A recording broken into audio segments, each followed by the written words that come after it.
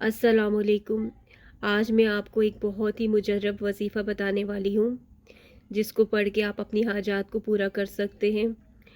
लेकिन आप पहले ये देख लीजिएगा कि आप अगर हर तरफ से मायूस हो चुके हैं और आप जो है अब आपका बस यही लास्ट वजीफ़ा है, तो आप इसको कीजिएगा और इसको जो है नेक हाजात के लिए कीजिएगा। चाहे आपकी जॉब नहीं हो रही, आपका बिज़नेस में लॉस हो रहा है, आपकी शादी नहीं हो रही, आपके रिश्ते वापस जा रहे हैं, आपको बिज़नेस में नुकसान हो चुका है या आप बहुत ज़्यादा बीमार हैं, तो उस सूरत में आप ये वजीफ़ा कर सकते हैं।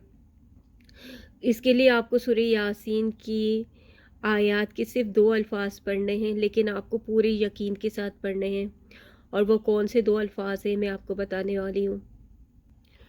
सूरह यासीन की ये आयत नंबर 81 है, जो सेकंड लास्ट आयत है। और इस आयत को आपने पूरा नहीं पढ़ना, इसके सिर्फ 2 अल्फाज आपने पढ़ने हैं। कौन से अल्फाज हैं? वो हैं कुन फयकून। सिर्फ कुन फयकून आपने पढ़ना है। और कितनी दफ़ा पढ़ना है? ये आपने पढ़ना है 1,25,000 दफ़ा पढ़ना है। और ये आपको 7 दिन के अंदर अंदर पूरा करना है। यानी 1,25,000 दफ़ा आपको 7 दिन के अंदर अंदर पूरा करना है, जो तकरीबन 18,000 होगा या 17,000 कुछ होगा। लेकिन ये आपको 7 दिन के अंदर अंदर ही पूरा करना है। अव्वल व आखिर को 11-11 दफ़ा दरूद शरीफ पढ़ना है। और ये ज़रूरी नहीं है कि आप एक ही निशिस्त में आप पूरा पढ़ें। आप पूरे दिन में जो है 18,000 या जितना आप वो कर दीजिएगा, डिवाइड कर दीजिएगा कि 7 दिन में कुन फ़यकून कितना जो है 1,25,000 दफ़ा बनता है। तो बस आप शुरू के वक्त आप जो हैं दिन में जैसे आपने शुरू किया तो आपने 11 दफ़ा दुरूद शरीफ पढ़ा और फिर आपने पूरा कर लिया। और आपने जब पूरा कर लिया पूरे दिन का, तो फिर आपने आखिर में जो है वो दुरूद पाक पढ़ के जो है आपने दुआ मांग लेनी है। इंशाअल्लाह 7 दिन के अंदर अंदर जो है ना आपका काम हो जाएगा। और अगर 7 दिन के अंदर अंदर आपका काम नहीं होता, तो आप 1 दिन छोड़ के या 2 दिन छोड़ के आप इंतज़ार कीजिएगा, आपका काम ज़रूर होगा। और अगर नहीं होता तो आप दोबारा जो है वो 7 दिन के लिए इस वजीफ़े को शुरू करें, कुन फयकून को। और फिर आप छोड़ दें 2 दिन के लिए और फिर आप दोबारा 7 दिन के लिए पढ़ें। तो ये काम आपका जो है वो लाज़मी, लाज़मी, लाज़मी होगा।